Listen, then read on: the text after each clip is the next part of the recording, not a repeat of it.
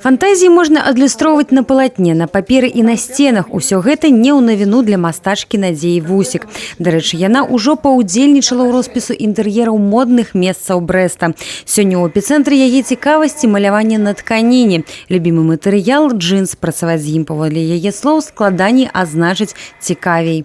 Надо знать все точные этапы и не забывать про них, и не соблюдать технологии. Потому что я даже сама вижу, что многие мастера не соблюдают технологии, и из-за этого будет потом теряться качество, конечно же, изображения. Мастачка даравала другое жыццё больш чым 30 джинсоўкам, а першы эксперымент ажыццявіла 3 гады таму, нават не здагадваючыся. Рэтра-рэчы з аўтарскай іскрынкай будуць карыстацца такім попытам. Сёння для роспісу джинсоўкі мастачцы патрабуецца ў сярэднім тыдзень. Прафесійныя фарбы, па тэкстылі, паводле слоў Надзеі Вусік, залог якасці выраба. Жывы малюнак з дапамогай іх праслужыць у дзесяткі разоў даўжэй, чым на покупных, зробленых с допомогой фотодруку.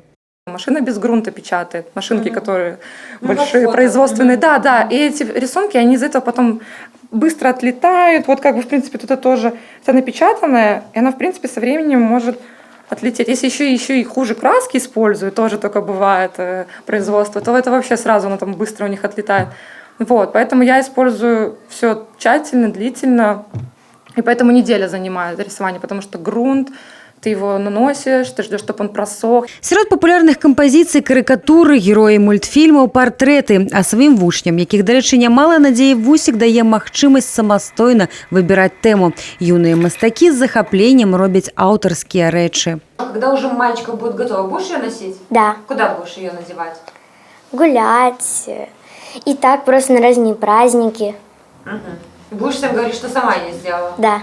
У творчых планах Надзеі стварэнне лініі аўтарскіх джинсовак з агульнай тэматыкай. Колькі часу для гэтага патрабуецца, невядома. Сёння мастачка пераканана. Якое палатно для творчасці не выбраў мастак. Галоўнае, каб работа была выканана з душой і індывідуальным падходам. Софія Беражная, Тыгран Акапян, тэлерадыёкампанія «Брэст».